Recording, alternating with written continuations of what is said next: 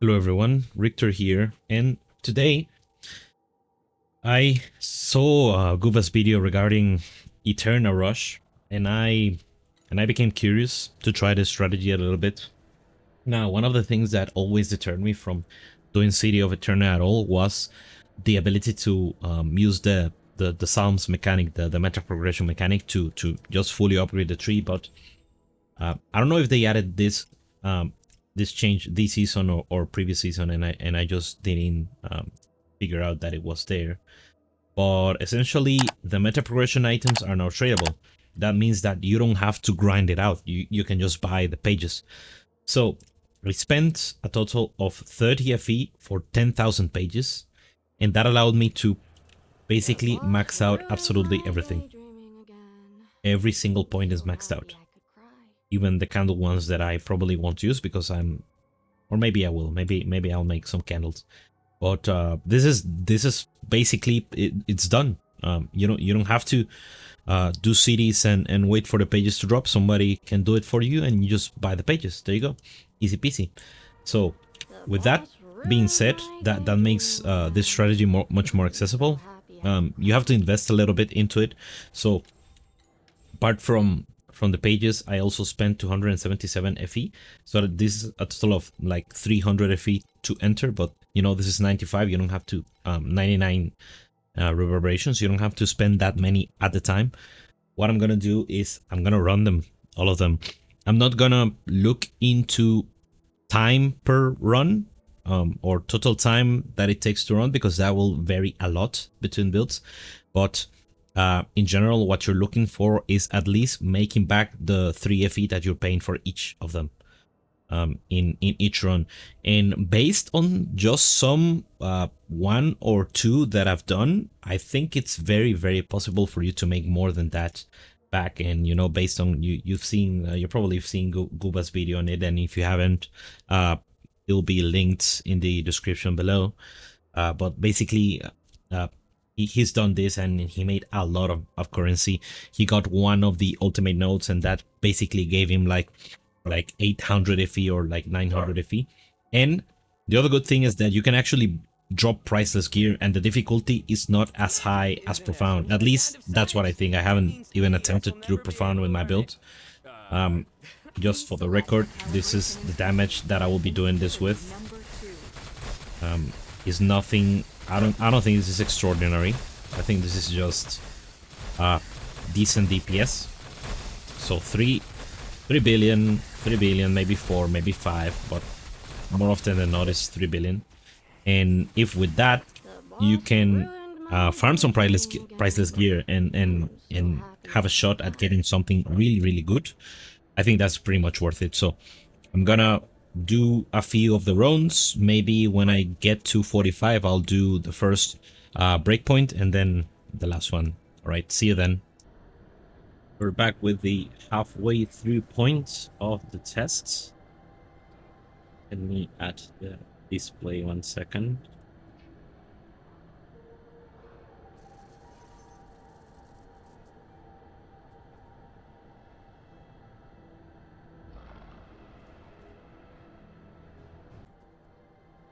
So I'm down to 45, which means I've done 50 total at the moment.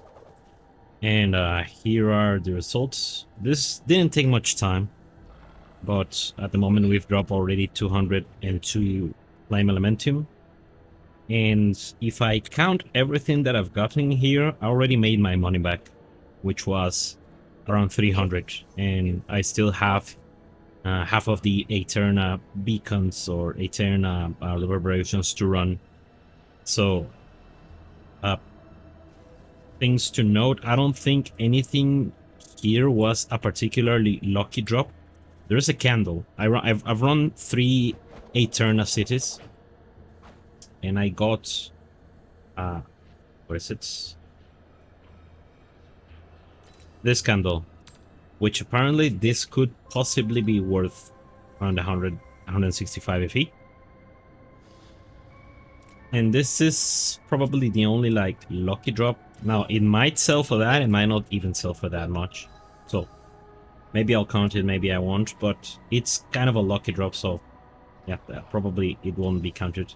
I've gotten only one priceless item, which was this Fire Eater Cannon, which is worth nothing.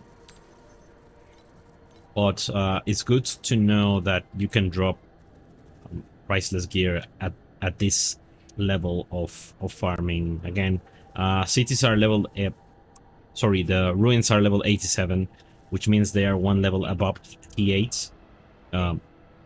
But they are not as difficult as profound at all. So that's very good about it.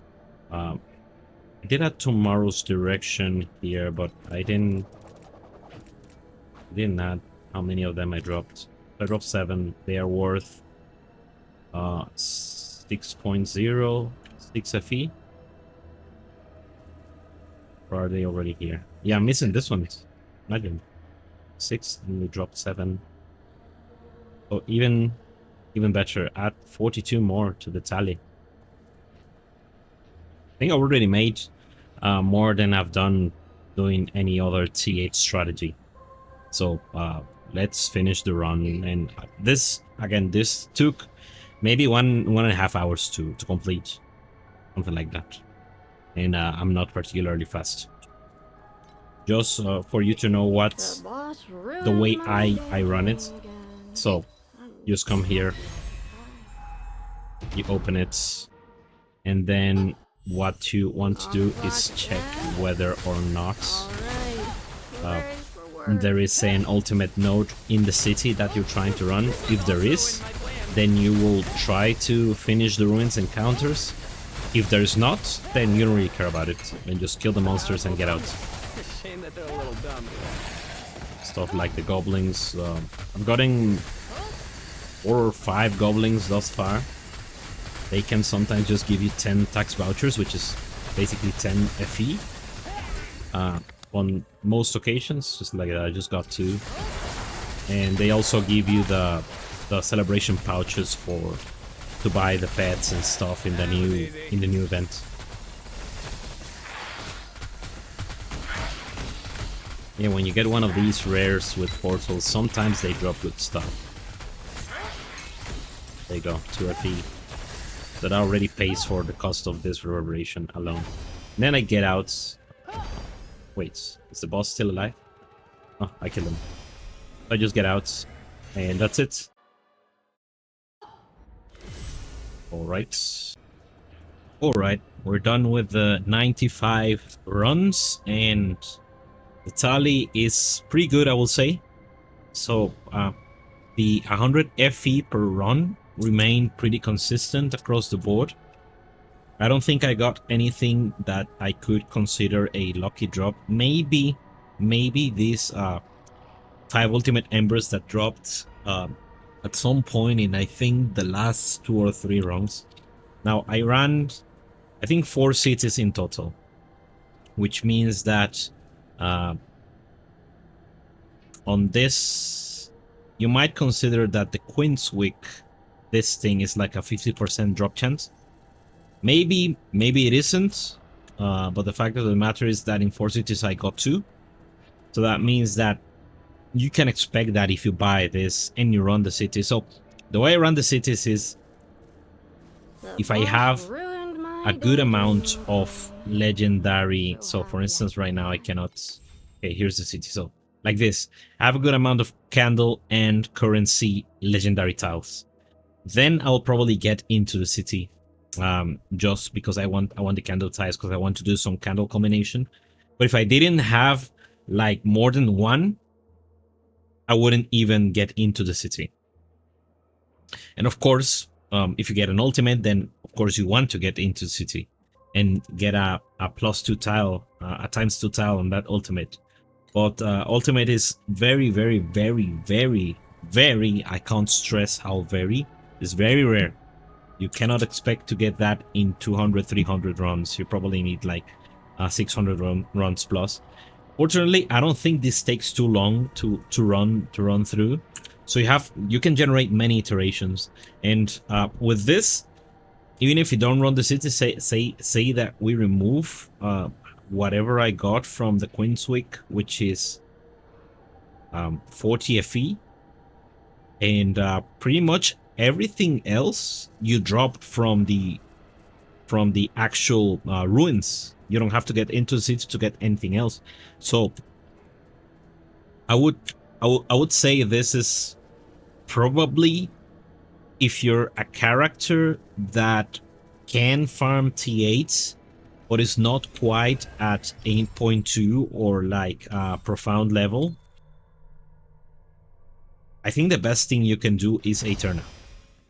I think it's the best use of your time to get the most amount of currency for time and currency invested, because you pay 3 FE for the beacons and you make 11 FE back, which means that each beacon is costing you 8 FE. Sorry, each beacon is rewarding you 8 FE. Whereas with most of these other strategies, say this for instance, actually didn't calculate this one because it was so bad.